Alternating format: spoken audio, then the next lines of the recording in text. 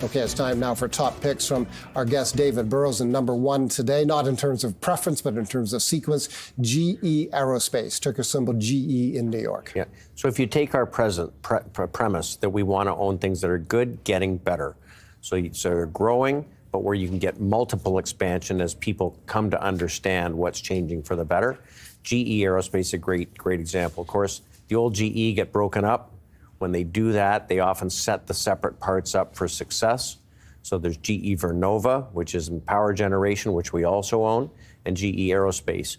GE Aerospace powers 3 out of 4 commercial flights with their engines. Their two big businesses are the engines themselves, and there's the service.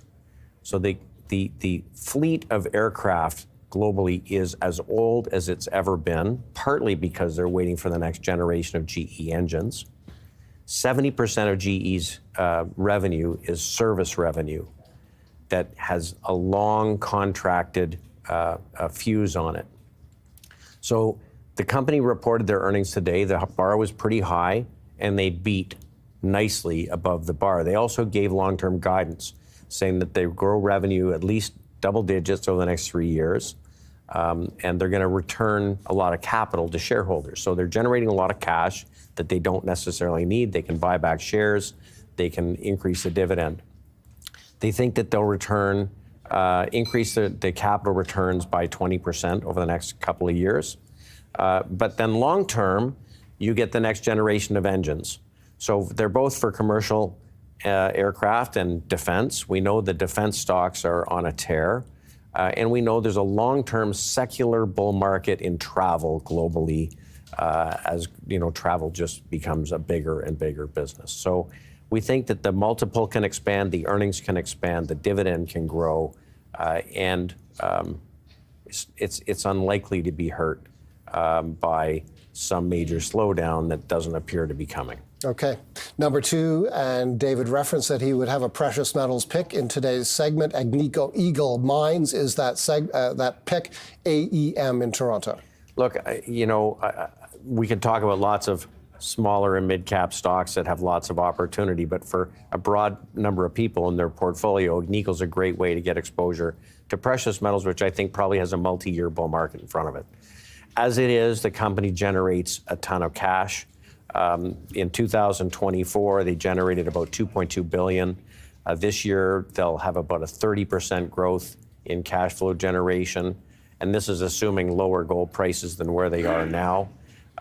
And they have been paying down debt. They want to put about $1 billion of cash on their balance sheet. Once they do that, they're going to look at increasing dividends.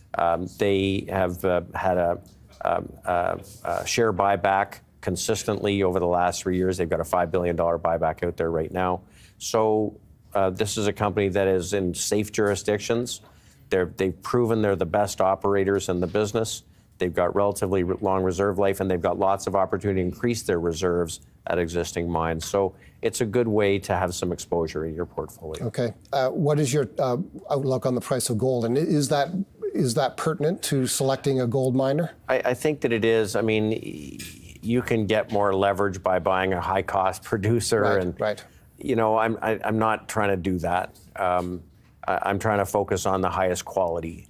And as they used to say, a gold mine is often a hole in the ground with a liar standing on top. These guys have been pretty good. Right. So I think that you want to stick with the strongest folks, and Agnico really are that. Okay. Final top pick today: Imperial Oil, one of the stalwarts of Canada's oil and gas industry, IMO in Toronto. Yeah. So look, the oil and gas sector has been consolidating, and Imperial Oil is breaking out to new highs.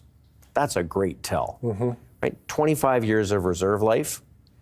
They've had 3 separate issuer bids between 2022 and 24. You got another one right now. They've had 30 years of consecutive dividend increases, 2.6% dividend.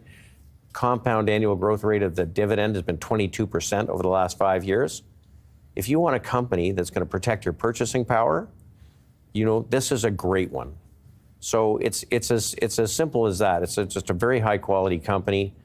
We think that if the commodity cycle is going to go on, likely energy is going to participate. this is the time of year they should be weak, and Imperial's making new highs. I think that tells you that there's lots of upside. And when you say oil's going to participate, you're calling for longer-term higher oil prices. Longer-term higher oil prices. If you look at the ETFs, I use point-and-figure price charts. If you look at the ETFs for the producers and the service companies, they pulled back a little. They've got very strong point-and-figure charts, and the point-and-figure chart for oil is higher highs and higher lows more recently. So I think that this is probably a good time to think about entering and starting to build a position. Okay. David Burrow's top picks on this day: GE Aerospace in New York, Agnico Eagle Mines in Toronto, and Imperial Oil in Toronto.